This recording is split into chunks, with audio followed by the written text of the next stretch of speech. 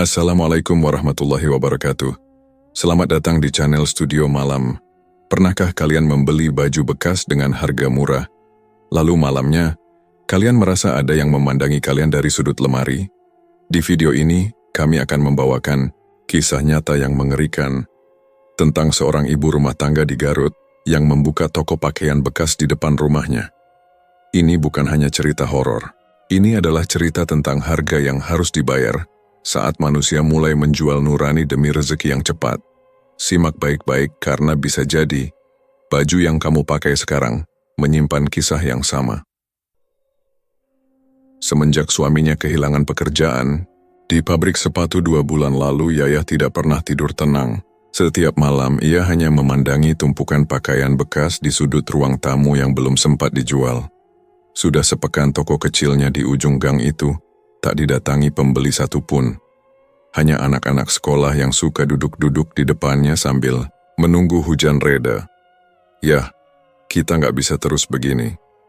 Uang tabungan tinggal sedikit, ujar Wahid suatu malam, duduk bersila di lantai dengan muka lesu. Yayah mengangguk pelan, tapi tak menjawab. Ia tahu suaminya sedang berusaha menahan marah. Bukan karena lapar, tapi karena merasa gagal. Seorang kepala keluarga yang tidak bisa membawa pulang uang. Besoknya, Yayah memberanikan diri membawa karung isi pakaian bekas ke pasar pagi, tapi baru melangkah ke mulut gang, seorang ibu menyapanya. "Masih belum laku juga, Bu Yayah?" tanya Bu Imas. Tetangganya, Yayah hanya senyum kecil. Ia sudah terlalu sering mendengar pertanyaan itu. Hari makin siang, dan belum ada satupun orang yang menawar bajunya. Ia pulang dengan kaki lemas, tapi malamnya, saat ia sedang mencuci di dapur, suara ketukan terdengar di pintu belakang. Tak ada siapapun ketika ia buka pintu, hanya ada kertas kecil tertempel dengan batu di atasnya. Isinya hanya sebuah tulisan sederhana, "Datanglah ke Gunung Guntur." Sebelum semuanya habis, Yayah tidak tahu siapa yang menulisnya. Tapi malam itu ia berjalan diam-diam, naik ojek sampai kaki Gunung Guntur. Ia tidak tahu harus mencari siapa, tapi seperti dituntun, kakinya membawa ke gubuk bambu di tengah kebun teh. Di dalamnya, seorang pria tua duduk diam. Wajahnya datar, tangan kirinya menggenggam sebuah kain lusuh. "Yayah?" Pria tua itu berbicara lebih dulu, tanpa melihat. Yayah hanya diam. Ia tidak tahu bagaimana orang itu tahu namanya. "Kamu ingin daganganmu laris kan?" lanjutnya. Kalau tidak merepotkan, saya hanya ingin bisa makan besok. Tidak ada yang gratis, tapi kamu tidak akan kehilangan apa-apa.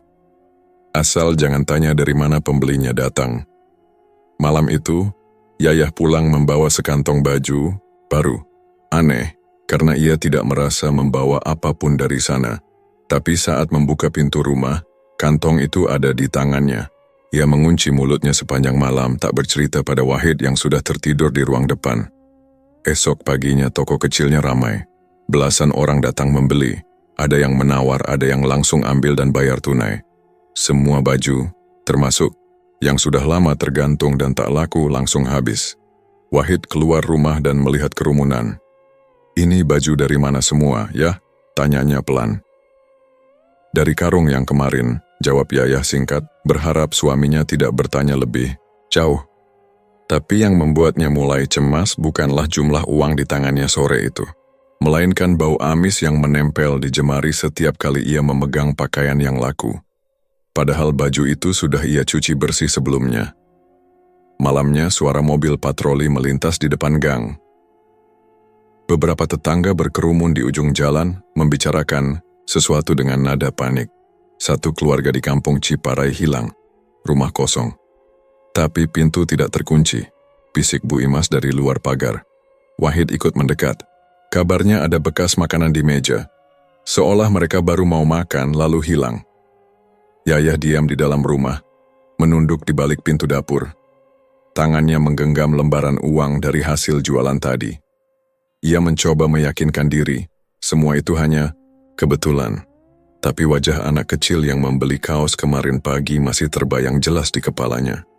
Senyumnya lugu. Ibunya memeluknya sambil bilang, Ini buat ganti seragam yang robek. Yayah pergi ke belakang rumah. Ia mencuci tangan berulang kali, tapi bau amis tak juga hilang. Ia mencium tangannya, lalu mencoba menghirup pakaian lain di rak toko. Tak ada bau, tapi baju-baju yang sudah laku, entah kenapa membuat hidungnya gatal dan perih, seperti ada sesuatu yang membusuk dan menyelinap masuk ke pori-porinya. Wahid masuk diam-diam dan memergokinya. "Kamu kenapa cuci tangan terus? Dari tadi nggak berhenti." "Enggak, cuman bau amis, Pak. Nggak tahu dari mana." "Ya, ini baju. Bekas. Ya mungkin ada yang dari tempat sembelihan atau tempat kotor." Yayah mengangguk saja, tapi malam itu ia tak bisa tidur. Ia mendengar suara ketukan dari dalam lemari toko, seperti suara kuku menggaruk kayu. Ia membalikkan badan ke arah suaminya yang sudah terlelap. Tangannya gemetar. Pagi harinya televisi lokal menyiarkan berita tentang keluarga yang hilang. Tidak ada jejak perampokan. Tidak ada kerusakan. Semua barang di rumah masih utuh. Tapi baju di jemuran hilang. Yayah menelan ludah. Ia membuka rak toko dan menemukan satu kaos anak kecil, masih basah, yang tidak pernah ia ingat punya sebelumnya. Di labelnya tertulis nama dengan pulpen, Tegar. Ia tahu nama itu. Anak kecil yang membeli baju di tokonya kemarin, tapi kaos ini bukan yang ia jual. Ini baju lain. Ia duduk di sudut kamar, menarik lutut ke dada. Tangannya mencengkeram baju itu. Bau amis kembali menusuk hidungnya. Suaminya memanggil dari ruang depan. "Yah, ini uangnya udah banyak. Bisa kita tabung buat bayar listrik sama air bulan depan." Yayah tidak menjawab. Ia menatap kaos kecil itu lalu ke jendela. Angin gunung guntur bertiup pelan, membawa suara samar dari kejauhan. Suara yang tidak bisa ia jelaskan. Ia merasa perutnya mual. Tapi ia belum siap berkata apa. Pun, uang itu terlalu banyak dan diamnya terlalu dalam. Kaos kecil bernama Tegar itu masih tergeletak di pangkuannya saat Yayah membuka mata pagi ini. Matanya sembab, karena semalaman ia tidak benar-benar tidur. Setiap kali terpejam, wajah anak kecil itu datang. Tertawa, lalu menangis. Tangannya terjulur, seolah meminta untuk dipeluk. Tapi dalam pelukan itu tubuhnya dingin dan basah. Suara-suara samar di telinganya belum juga hilang. Seperti suara langkah kaki kecil, melintas cepat di ubin dapur. Di luar, Wahid sedang menyapu halaman toko. Ia tak banyak bicara. Hanya sesekali bertanya dengan nada pelan, "Ya, kamu nggak apa-apa kan?" Tapi Yayah hanya menjawab dengan anggukan pelan dan senyum tipis yang tak pernah benar-benar muncul di wajahnya. Pikirannya masih tertahan pada mimpi semalam, dan pada kaos anak-anak itu yang masih menyimpan bau segar, seolah baru dijemur di bawah matahari. Pagi itu seorang ibu muda datang bersama anak balitanya. Wajahnya ramah, senyumnya tulus. Ia memilih beberapa potong baju anak, mencoba satu persatu di tubuh si kecil yang terus tertawa. Yayah menatapnya tanpa bicara. Tangannya gemetar saat menyodorkan kantong plastik. Si ibu sempat memuji toko Yayah. "Murah banget ya, Bu. Gak nyangka di kampung bisa dapat baju sebagus ini." Yayah hanya mengangguk.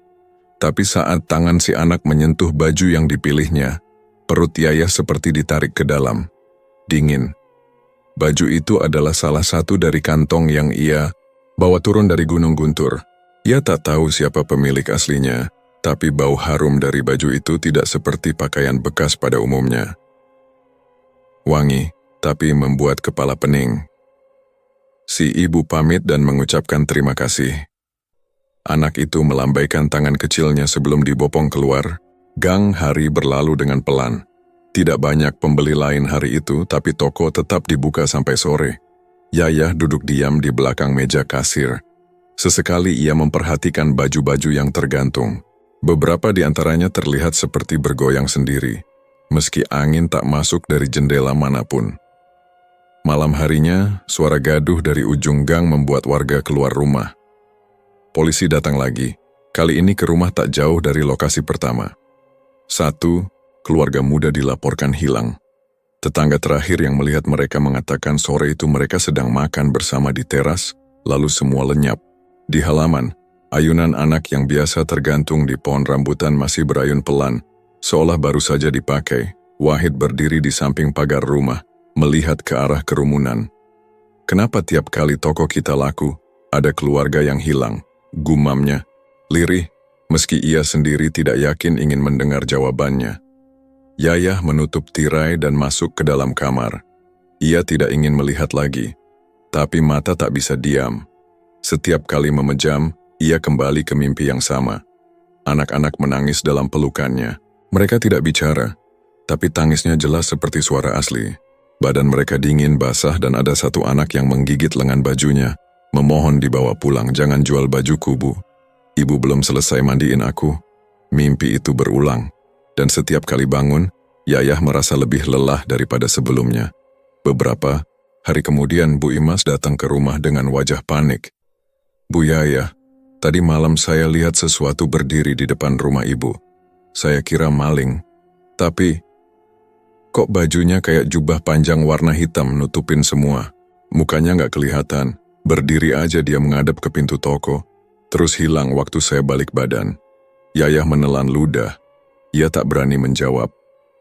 Malam berikutnya, Wahid mengendap-endap keluar saat Yayah tertidur di ruang belakang. Ia menemukan sesuatu yang membuat bulu kuduknya berdiri. Di balik tumpukan dus di belakang toko, ia melihat sebuah boneka anak yang sobek di bagian perut. Bukan boneka yang pernah mereka punya, tidak pernah mereka jual. Boneka itu terlihat kotor, dan dari jahitannya sepertinya pernah dibuka paksa lalu dijahit ulang. Ia membawa boneka itu ke dalam. Ya, ini kamu nemu di mana? Tanyanya dengan suara rendah mencoba tenang. Yayah yang baru terbangun memandang benda itu dan langsung pucat. Ia ingat boneka itu. Pernah muncul dalam mimpinya. Salah satu anak yang memeluknya memegang boneka yang sama. Tangannya langsung gemetar. Gak tahu. Aku gak tahu itu dari mana. Jawabnya pelan. Wahid memandang istrinya lama. Tapi ia tidak bertanya lagi. Ada sesuatu dalam raut wajah Yayah yang membuatnya memilih diam. Sejak malam itu, Yayah mulai menangis. Diam-diam setiap kali toko tutup. Ia menangis bukan karena takut, tapi karena rasa bersalah yang tak bisa dihapus. Ia tahu setiap transaksi di tokonya berarti satu keluarga mungkin tidak akan pulang. Tapi ia juga tahu bahwa jika toko tutup, mereka sendiri yang akan jadi gantinya. Duduk di dalam kamar, Yayah memeluk lutut sambil memandang baju anak yang belum sempat tergantung. Wangi harum dari baju itu masih kuat, terlalu wangi. Bukan wangi sabun, tapi seperti wangi tubuh yang pernah hidup, dan kini tidak lagi ada. Di luar, terdengar suara langkah pelan, seperti telapak kaki kecil berlari di atas genteng. Yayah tak bergerak, tapi air matanya menetes menandai awal dari penyesalan yang ia tahu tidak bisa dihentikan. Wangi baju anak yang masih melekat di dalam hidungnya belum juga hilang ketika Yayah membuka kembali toko paginya. Malam sebelumnya ia menangis diam-diam, memeluk lutut dalam diam. Sementara di luar suara langkah kaki kecil masih terngiang di genteng. Tapi pagi ini ia duduk di bangku kayu depan toko mencoba menata ulang lipatan pakaian yang sejak kemarin tak sempat dibereskan. Boneka sobek yang ditemukan Wahid ia masukkan ke dalam dus dan sembunyikan di bawah meja. Ia belum sanggup melihat mata boneka itu terlalu lama. Tatapannya seperti menuntut. Seorang laki-laki muda datang membawa istri dan anak kecil. Badannya tinggi besar, wajahnya keras, dan suaranya terdengar keras saat memilih baju. Istrinya tampak malu-malu, sesekali mencoba menenangkan anak mereka yang rewel karena ingin pulang. Si anak menunjuk sebuah kaos berwarna merah yang tergantung di sudut toko. Tapi saat tangan ayahnya menyentuh kaos itu, ia mendadak berhenti. Pusing, katanya pelan. Apa? Tanya istrinya. Kayak kepala, saya muter, mual, wajahnya pucat, keringat tiba-tiba mengalir dari pelipis. Ia melepaskan kaos itu dan terduduk di bangku kecil dekat etalase. Yayah berdiri terpaku di balik meja. Ia tahu baju yang disentuh barusan. Itu termasuk yang turun dari Gunung Guntur. Baju dengan sulaman angka di bagian kerahnya. Satu dari baju yang sempat ia cium baunya saat toko sepi dan membuat tubuhnya merinding. "Saya batal, Bu, maaf." "Gak enak badan," ujar si pria cepat-cepat, lalu menggandeng anak dan istrinya pergi, tanpa sempat menoleh lagi. Yayah tidak berkata apa-apa, tapi dalam hati tubuhnya bergetar hebat. Beberapa jam kemudian kabar menyebar dari mulut ke mulut. Keluarga kecil yang barusan datang ke tokonya tidak pulang ke rumah. Malamnya, suara mobil polisi kembali terdengar di ujung gang. Warga berkumpul, membicarakan kabar yang mulai jadi pola. Yayah mengintip dari balik tirai. Tangannya dingin.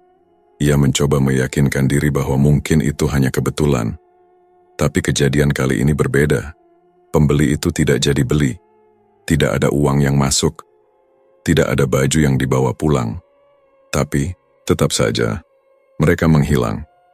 Besoknya beberapa tetangga mulai berbicara berbisik-bisik ketika lewat depan rumahnya.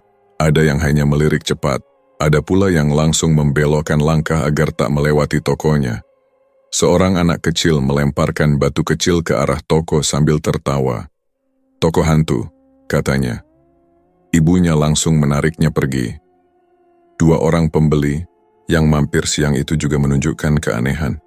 Seorang ibu muda mengatakan kantong plastik yang ia bawa semalam mengeluarkan suara, seperti suara orang menangis pelan.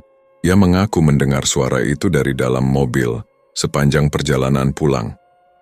Awalnya saya pikir anak saya belum tidur, tapi pas saya cek, dia sudah terlelap dari tadi. Tapi suara tangisan itu terus muncul dari kantong baju yang baru saya beli di sini. Yayah hanya bisa menunduk. Ia tak sanggup memberi penjelasan, tak sanggup juga membantah.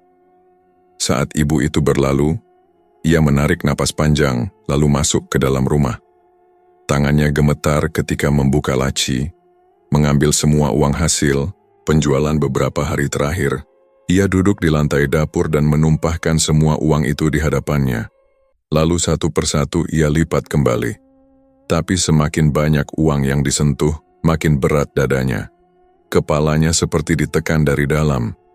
Malam itu, ia bermimpi lagi. Tapi kali ini bukan anak-anak, melainkan dukun tua dari Gunung Guntur, berdiri di ruang tamunya sendiri. Rambutnya panjang dan kusut, tubuhnya seperti menyatu dengan asap hitam di sekelilingnya. Matanya menatap tajam, mulutnya tak bergerak tapi suara terdengar langsung di kepala Yayah. Tidak bisa dibatalkan, tidak bisa dikembalikan. Kesepakatan sudah jalan, siapapun yang melanggar akan diganti. Yayah terbangun dengan tubuh basah oleh keringat. Mulutnya terbuka, tapi suara tak keluar. Ia bangkit perlahan mengambil kantong baju yang belum laku dan menyeretnya keluar. Ia hendak membakar semuanya, tapi korek tak menyala. Meskipun ia mengganti batu api, mengganti gas tetap saja, tidak ada api yang muncul.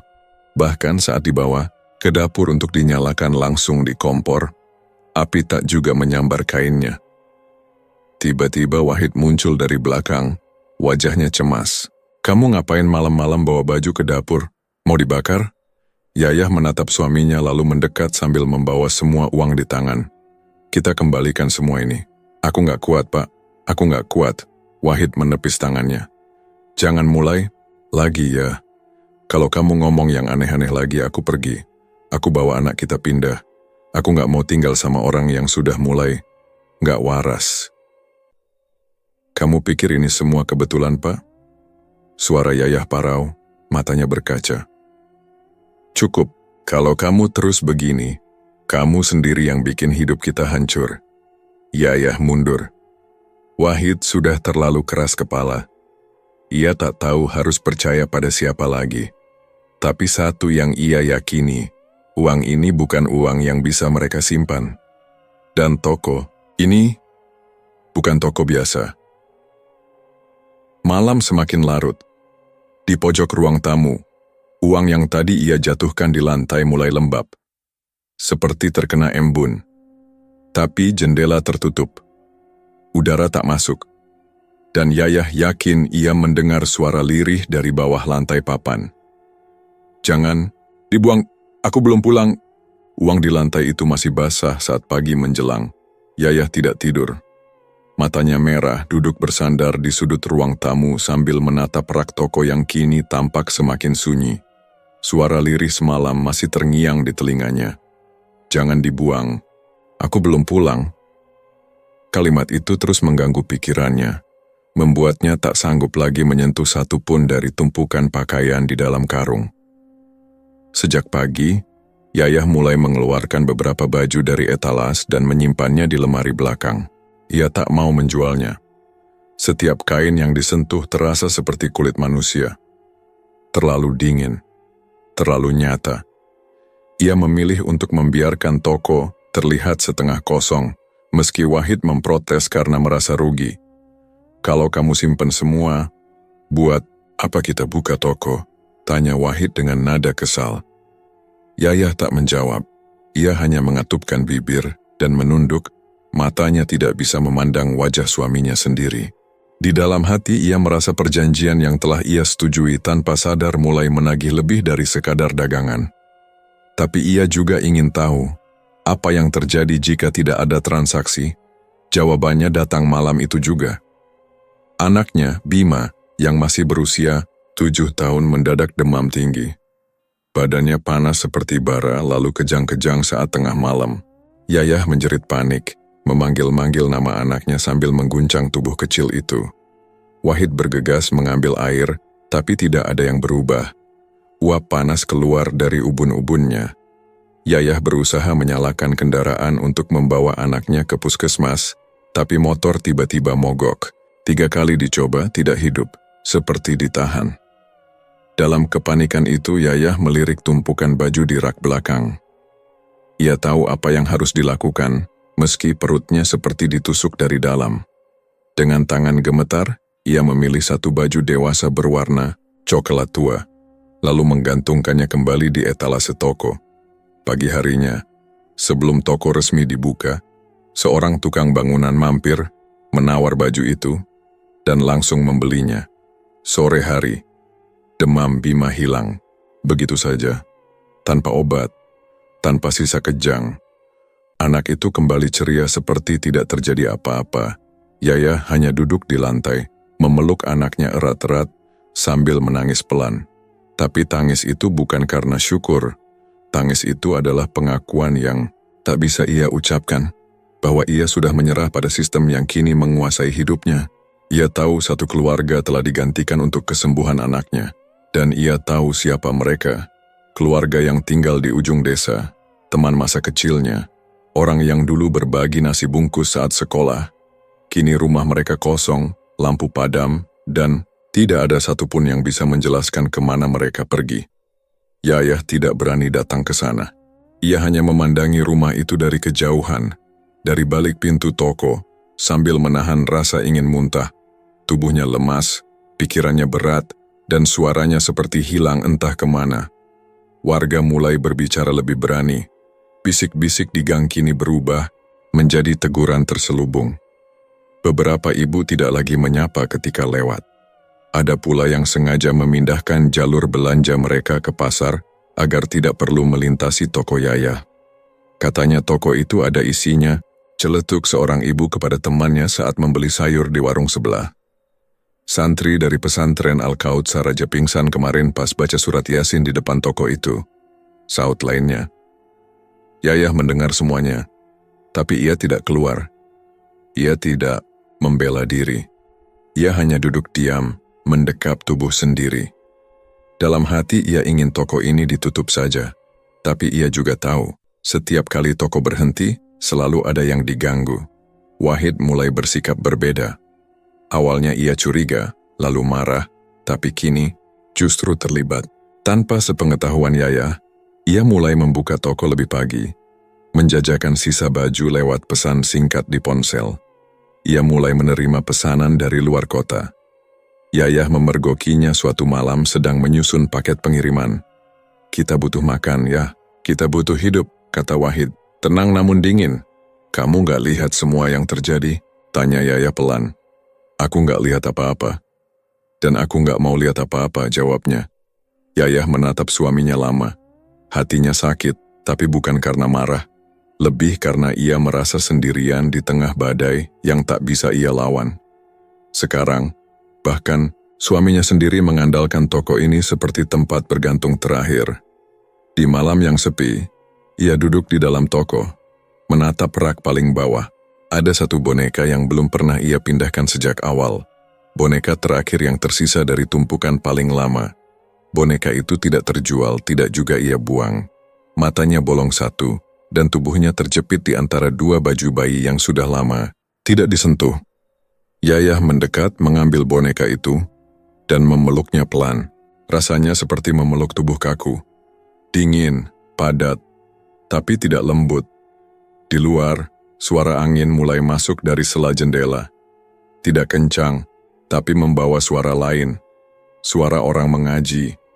Pelan, putus-putus. Lalu, hening. Yayah melangkah ke jendela, membuka tirai perlahan. Tak ada siapa-siapa, tapi tanah di depan toko tampak seperti baru diinjak. Bekas sandal, basah, dan satu jejak tangan anak kecil tertinggal di kaca etalase. Jejak tangan kecil di kaca etalase belum juga hilang saat malam kembali menelan gang itu dalam sunyi. Yayah tidak tidur.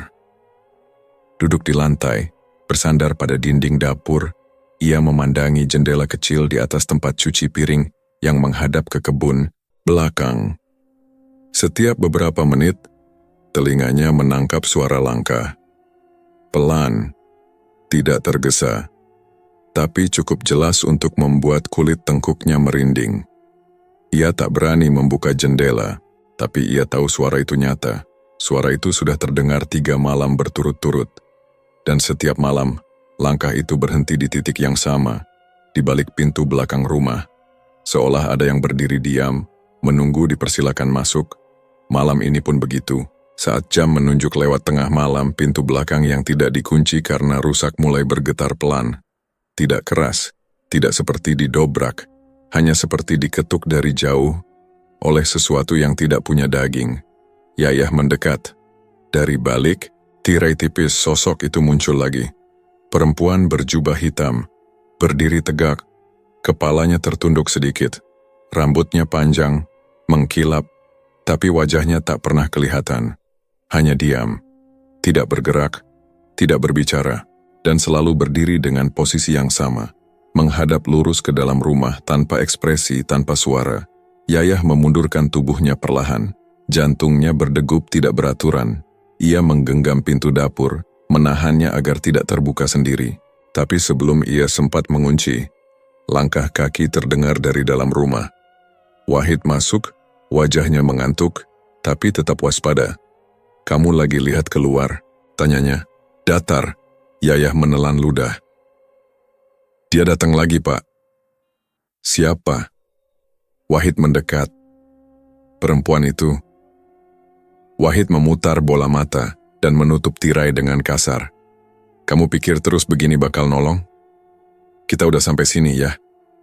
Kita udah dapat banyak. Mau mundur sekarang buat apa semua ini?" Yayah mundur, diam. Tapi suaranya akhirnya pecah juga. "Aku gak kuat, Pak. Aku pengen berhenti. Gak peduli berapa uang yang kita kumpulin. Rasanya ini gak benar. Ini semua salah." Wahid menatap istrinya lama lalu membalik badan. "Kalau kamu berhenti sekarang, kita yang akan diganti. Kamu tahu itu." Sejak malam itu hubungan mereka makin kaku. Yayah jarang bicara. Wahid makin sibuk mengurus transaksi online. Rumah menjadi tempat yang dingin. Tidak hanya karena hawa aneh yang makin pekat, tapi karena tidak ada lagi obrolan di meja makan. Tidak ada lagi suara Bima tertawa. Anak itu pun lebih banyak diam, sering melamun dan kadang menangis dalam tidur. Toko tetap ramai, tapi berbeda. Suatu siang seorang pembeli, wanita muda yang membawa 2 anak kecil, tiba-tiba berteriak histeris saat memeriksa isi kantong belanjaannya. Ia menghambur keluar, menjatuhkan tasnya dan menjerit-jerit di tengah gang. Ada yang nangis. Di dalam plastiknya, ada suara anak kecil. Minta tolong. Orang-orang mencoba menenangkan, tapi wanita itu tak berhenti menggigil. Yayah hanya berdiri membeku di belakang meja, memegangi rak seolah tubuhnya akan rubuh. Kantong yang dibawa, wanita itu robek, dan dari celahnya keluar baju bayi berwarna kuning dengan noda coklat di bagian pundak. Wahid buru-buru menutup toko lebih cepat, tapi malamnya, ia kembali dengan wajah tenang, membawa uang dan seikat pesanan. Ada yang mesen, 20 potong. Dari Tasik, katanya. Yayah tidak menjawab. Ia berjalan pelan ke belakang rumah, membuka karung pakaian yang belum sempat dijual, dan mencoba membakar sebagian di halaman kecil dekat sumur. Tapi seperti sebelumnya, api tak mau menyala. Korek kering. Gas tidak menyala. Bahkan kertas koran yang dipakai untuk menyulut terasa lembab meski tak terkena air. Yayah terduduk di tanah, wajahnya basah oleh keringat dingin. Ia menatap tumpukan baju yang gagal terbakar, lalu menoleh ke pintu belakang rumah. Perempuan berjubah hitam itu kembali berdiri di sana. Kali ini lebih dekat, Yayah menutup mata. Napasnya tercekik, tangannya gemetar. Malam berikutnya, ia tertidur karena terlalu lelah, dan dalam tidurnya, ia tidak bertemu perempuan berjubah itu. Ia justru terbangun dalam mimpi, berdiri di tengah toko yang kosong. Tapi dari bawah lantai kayu, terdengar suara tangisan. Tangisan anak-anak, rintihan lirih. Seperti suara dari perut bumi, ia berjongkok, meletakkan telinga di lantai papan. Suara itu makin jelas. Ada yang mengetuk dari bawah, lalu suara lirih berkata, "Kami masih di sini, bajunya belum pulang." Yayah terbangun dengan tubuh menggigil. Pagi belum datang. Tapi suara tangisan itu masih tertinggal di dalam kepalanya. Ia menatap rak toko yang gelap, lalu ke lantai ruang depan. Ia mulai bertanya-tanya, apakah semua baju itu memang menyimpan mereka? Tangisan dari bawah lantai toko itu masih terdengar samar-samar di kepala Yayah, bahkan saat ia melangkah keluar rumah sebelum fajar. Angin dini hari dingin menusuk tulang. Tapi langkahnya tetap mantap menuju terminal kecil di pasar, membawa hanya satu tas selempang berisi air dan senter. Ia tak bicara pada Wahid. Ia tak mencium Bima. Ia tahu, jika ia menunda barang 1 jam, saja pikirannya akan berubah. Maka ia pergi dalam diam menuju tempat di mana semuanya bermula. Gunung Guntur. Kabut menyambutnya saat ia sampai di kaki gunung. Jalur setapak yang pernah ia lalui dulu terasa asing kini. Tidak ada lagi suara burung. Tidak ada suara dedaunan bergesekan. Hanya bunyi langkah sepatunya di tanah yang lembab. Dan sesekali suara detak jantungnya sendiri yang makin kencang. Yayah berjalan tanpa arah pasti, hanya mengikuti dorongan aneh dalam dadanya. Semakin naik jalur makin sempit, hutan makin rapat, dan di antara pepohonan yang menjulang, Yayah mulai melihat sesuatu yang membuat tubuhnya lemas. Kain-kain bekas bergelimpangan di tanah. Ada yang tergantung di dahan, ada yang tergulung seperti dikubur dangkal, ada yang penuh bercak hitam dan merah. Beberapa masih seperti baru saja dikenakan. Ia mendekati salah satunya. Sebuah kemeja anak-anak, sobek di bagian punggung. Ia tak tahu kenapa, tapi ia tahu betul. Ini milik anak yang sempat datang ke tokonya seminggu lalu. Tangannya gemetar, lututnya melemas dan matanya mulai panas. Tapi sebelum sempat menangis, suara dari balik batu besar memecah kesunyian. "Akhirnya kamu datang lagi." Suara itu berat, kering, dan tidak tergesa. Dukun tua itu berdiri seperti sebelumnya, tapi kini tubuhnya lebih kurus, wajahnya seperti bukan kulit, dan matanya lebih dalam. Seperti lubang gelap yang tak punya dasar. Ia tidak tersenyum, tidak juga marah, hanya berdiri tegak seolah menunggu sesuatu. Yayah berdiri dengan napas terengah. "Saya mau berhenti."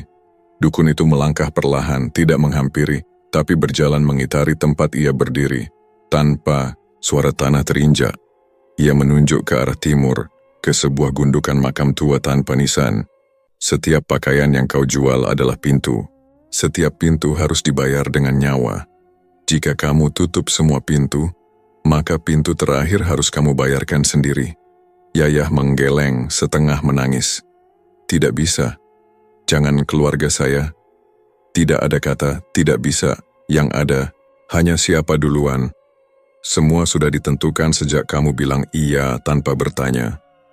Ia mengangkat kain merah lusuh dari tanah dan melemparnya ke arah Yaya. Kalau ingin berhenti, gantikan yang terakhir, atau biarkan mereka yang menggantikanmu. Yaya memandangi kain itu. Tubuhnya gemetar. Tapi ia tahu ia harus kembali. Menatap mata anaknya. Mendengar lagi suara suaminya. Apakah mereka masih utuh? Perjalanan turun terasa seperti seumur hidup. Langkahnya lunglai. Dunia seperti berubah warna. Daun-daun tampak lebih gelap. Awan tidak bergerak. Angin seolah berbisik dalam bahasa yang tak dimengerti. Ia sampai di bawah menjelang sore. Dan tubuhnya seperti tak lagi punya tenaga. Di rumah, suasana jauh berbeda dari saat ia tinggalkan tadi pagi. Toko tetap terbuka. Tapi bukan Yayah yang duduk di balik meja. Wahid berdiri di sana, sibuk membungkus, pakaian dengan rapi ke dalam kardus besar. Beberapa koper kecil tergeletak di lantai. Di dinding, kertas bertuliskan, diskon online hari ini menempel. Wahid bahkan mencetak spanduk. Yayah mematung di ambang pintu. Napasnya tercekat. Ia baru saja naik gunung untuk memutuskan berhenti. Tapi rumah ini, toko ini, sudah berubah menjadi mesin. Mesin yang tidak bisa dihentikan. Bima duduk di ruang tengah memegang tablet, matanya kosong. Ia tidak tersenyum. Tidak juga menatap ibunya. Tangannya menggenggam boneka yang dulu disembunyikan Yayah di bawah meja. Boneka itu kini duduk di pangkuannya dengan mata bolong yang mengarah lurus ke arah pintu. "Bu, tadi ada perempuan pakai baju hitam gandeng aku sama bapak," ucap Bima pelan, tanpa ekspresi. Yayah merasa jantungnya seperti diremas. Ia melihat ke arah ruang belakang. Di kaca jendela dapur, bayangan sosok berjubah hitam berdiri di luar. Kali ini lebih dekat, lebih nyata, dan seolah tidak lagi menunggu. Yayah masuk perlahan, menggenggam tasnya. Di dalam, kain merah lusuh pemberian. Dukun masih tersimpan. Ia tahu sekarang, waktunya sudah dekat. Ia tidak bisa lari. Tapi ia juga tidak bisa memilih dengan mudah. Malam pun turun perlahan, dan suara dari dalam lantai toko kembali terdengar. Bayangan perempuan berjubah hitam di jendela dapur masih membekas jelas di benak Yayah. Bahkan setelah matahari kembali muncul dan toko dibuka seperti biasa. Tapi kali ini, ia tidak duduk di balik meja. Ia tidak menyambut pembeli. Ia hanya diam di sudut kamar, menggenggam kain merah lusuh dari dukun Gunung Guntur, meraba-raba makna semua ini dalam hati yang makin koyak. Yayah tak bicara. Tapi tubuhnya mulai bergerak diam-diam. Satu persatu ia menarik baju dari rak dan menyelipkannya ke bawah kasur, ke dalam lubang tempat cucian, bahkan menggulung beberapa potong lalu dikubur dalam pot bunga. Ia tidak peduli lagi soal jualan, soal uang, atau soal Wahid yang setiap hari makin sibuk dengan pesanan online. Dalam pikirannya hanya ada satu hal, berhenti.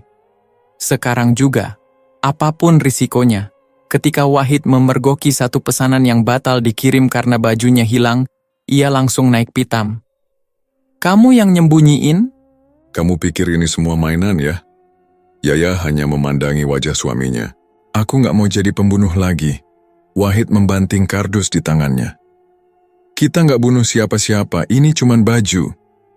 "Bukan cuma baju, Pak. Itu tubuh, itu pintu. Kamu gak lihat apa yang udah terjadi? Pertengkaran itu meledak tak bisa ditahan." Wahid mendorong Yayah ke lantai, menarik rambutnya, memaki-maki dengan suara yang belum pernah keluar dari mulutnya sebelumnya. Dan saat tubuh Yayah terjatuh ke rak kayu, suara barang pecah terdengar keras.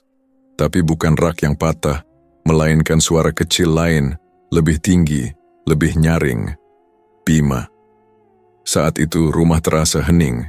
Tidak ada suara, tidak ada tangisan, tidak ada langkah kaki. Anak mereka yang sedari tadi duduk di ruang tengah memeluk boneka, tidak ada di tempatnya. Yayah bangkit dengan tubuh sakit, menerobos ke ruang depan, tapi kosong. Pintu terbuka sedikit. Di halaman juga tidak ada siapa-siapa. Wahid mengejar meneriakkan nama Bima berulang kali. Matanya liar mencari ke setiap sudut gang. Yayah berlari ke lapangan kecil dekat mushola, tempat biasa Bima bermain sepulang sekolah. Tapi lapangan itu juga kosong. Yang ada hanya satu baju kecil tergantung di pagar kayu tua. Baju warna biru dengan gambar gajah kecil di bagian dada. Baju yang Yayah tahu persis sedang dipakai Bima tadi pagi. Ia menjerit. Suaranya memecah langit siang yang mulai gelap. Warga berdatangan. Beberapa mencoba menenangkan, beberapa lainnya mulai berteriak, menyebut-nyebut kata tokoh hantu, kata tokoh setan, dan tumbal anak. Yayah akhirnya pecah. Ia bersimpuh di tanah, memohon pada siapapun yang mau mendengar. Maaf, semua, ini salahku. Wahid hanya diam. Wajahnya pucat. Keringat dingin membasahi pelipisnya. Ia ingin membela diri, tapi kata-katanya terhenti. Warga tak memberi waktu. Teriakan makin keras dan massa mulai mendekati toko. Batu dilemparkan. Etalase dipecahkan. Rak dijungkirkan. Semua baju dilempar ke halaman, dikumpulkan jadi satu. Salah satu warga menyalakan api unggun. Tapi baju-baju itu tidak terbakar. Dilempar ke api tapi tetap utuh. Bahkan api meredup seolah tidak sanggup menjilat kain-kain itu. Beberapa orang mulai mundur, ketakutan sendiri. Bau amis menyengat tiba-tiba muncul dari tumpukan kain padahal tidak ada yang basah. Dan dari tengah tumpukan suara lirih muncul, seperti rintihan pelan. Yayah menangis tersungkur. Di sampingnya Wahid berdiri membeku. Lalu perlahan, ia melangkah, mundur, tanpa suara, tanpa pamit. Dan saat warga kembali menoleh, Wahid tidak ada. Hilang begitu saja. Ada yang bilang ia dibawa masuk ke dalam api yang padam. Ada yang melihat sosok wanita berjubah menggandeng lengannya di lorong belakang gang. Tidak ada yang benar-benar tahu. Yayah kini sendiri. Duduk di lantai rumah yang kini kosong. Rak-rak hancur. Baju-baju berserakan. Tapi tak satu pun bisa dibuang. Tiap malam, bau amis itu tetap muncul. Meski tidak ada api, tidak ada orang, tidak ada toko, ia menyesal. Tapi penyesalan itu tidak bisa menarik waktu mundur. Ia hanya bisa duduk dan berharap, mungkin masih ada jalan lain. Tapi dalam hati kecilnya, ia tahu ini belum selesai. Toko itu kini sunyi. Rak yang dulu penuh kini hanya menyisakan serpihan kayu dan sisa kain yang tak bisa dibakar. Tapi bau amis itu belum pergi, masih menempel di lantai, di dinding, bahkan di udara yang diam. Yayah terduduk di sudut ruangan, sendirian. Wajahnya pucat, rambutnya kusut, dan matanya seperti tidak lagi mengenali pagi atau malam. Ia tahu ini belum selesai. Ia tahu belum ada yang benar-benar tertutup. Sejak Wahid menghilang dan Bima tak pernah ditemukan, Yayah hanya hidup dari napas ke napas. Ia tidak makan, tidak tidur, tidak bicara. Tapi malam itu saat suara dari bawah lantai kembali terdengar, suara tangis pelan seperti memanggilnya pulang, Yayah berdiri. Tangannya gemetar, tapi langkahnya pasti. Ia tahu apa yang harus ia lakukan. Ini bukan tentang menyelamatkan diri, bukan lagi tentang menebus dosa. Ini tentang membayar sesuatu yang dulu ia setujui, tanpa benar-benar paham apa artinya. Dengan kain merah lusuh dalam tasnya, ia naik kembali ke Gunung Guntur. Kali ini tanpa tujuan kembali. Tidak ada bekal, tidak ada pelindung, hanya tubuh yang rapuh, dan niat yang tak bisa lagi ditunda. Langkah demi langkah, tanah makin berat. Awan menggantung di atas kepala seperti menahan cahaya. Tidak ada matahari, tidak ada suara burung, hanya desir angin yang membawa bisikan, dan tiap bisikan itu terdengar seperti panggilan nama Bima, lalu Wahid, lalu tangis sendiri. Yayah berhenti di satu titik di antara pepohonan. Di sana tanahnya lebih basah. Banyak kain terserak, kusut, sebagian terkubur setengah, tapi di sanalah kakinya berhenti sendiri. Ia berlutut, lalu mulai menggali dengan tangan kosong. Tak peduli kulitnya terkupas, Tak peduli darah mengalir di sela kuku, ia menggali dan menggali, sampai jari-jarinya menyentuh sesuatu yang bukan tanah, gumpalan rambut, lalu pecahan tulang halus. Dan di antara itu semua selembar baju bayi yang ia kenali, yang pernah dijual, yang pernah disentuh oleh tangan kecil itu. Ia menangis, tapi tak ada suara keluar. Bibirnya gemetar, lalu mulai membaca doa-doa yang dulu ia pelajari dari seorang ustaz desa. Ustaz yang pernah melarangnya pergi ke Gunung Guntur, yang bilang tidak ada rezeki dari jalan yang penuh darah. Tapi waktu itu, ia hanya tersenyum dan bilang, "Ini cuma baju bekas, Pak Ustaz." Sekarang ia tahu. Ia letakkan kain merah itu dalam lubang, lalu memeluk baju kecil yang terkubur di sana. Untuk terakhir kalinya ia memejamkan mata dan berkata dalam hati, "Kalau harus ada yang diganti, biar aku saja." Setelah 3 hari tidak kembali, warga mulai resah. Seorang pemuda desa naik ke gunung untuk mencari, tapi tak menemukan tubuh. Hanya bekas lubang galian, sebagian tanah gosong dan di dalamnya, potongan kain hangus yang berbau daging, serta segenggam rambut hitam yang masih basah. Tak ada jejak langkah kembali, tak ada tanda perlawanan. Hari itu toko baju bekas milik Yayah resmi ditutup. Warga ramai-ramai membersihkannya, rak dibongkar, etalase dibuang, lantai dicongkel. Tapi tak satu pun dari mereka berani menyentuh tumpukan baju yang masih tersisa. Bahkan saat dilempar ke api, baju-baju itu hanya menghitam, tidak hangus, tidak hancur. Seolah menyatu dengan sesuatu yang tidak bisa disentuh manusia, toko itu dibiarkan kosong, tak ditempati, tak dipinjamkan, tak dijual. Tapi cerita belum benar-benar berakhir. Setiap malam Jumat, beberapa warga mengaku melihat lampu toko menyala sendiri. Tak ada penjaga, tak ada orang. Tapi baju-baju kembali tergantung rapi di rak yang seharusnya sudah dibuang. Dan Jika lewat terlalu dekat, bau amis itu akan ikut pulang ke rumah. menempel di baju, di kulit, di mimpi. Anak-anak dilarang lewat gang itu saat malam. Ibu-ibu menutup jendela lebih awal. Dan tak ada yang berani menyentuh uang yang jatuh di depan pintu toko karena katanya, itu bukan uang manusia, Yayah tak pernah ditemukan. Tapi di antara cerita warga ada satu yang paling sering terdengar. Jika seseorang datang membawa uang dan niat buruk, maka baju itu akan memilih tuannya sendiri, dan tumbal.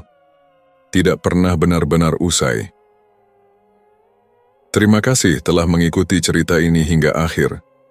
Kisah Yayah bukan hanya tentang horor, bukan sekadar darah dan tumbal, tapi tentang satu keputusan kecil yang berdampak besar, dan tentang betapa mahalnya harga dari sebuah keinginan untuk hidup lebih layak. Semoga kita semua selalu diberi keberanian untuk menolak godaan yang membawa petaka, dan tidak menunggu semuanya terlambat untuk sadar bahwa harta yang dibeli dengan derita selalu menyisakan kutukan yang tak bisa ditebus oleh penyesalan. Terima kasih. Hati-hati saat membeli baju bekas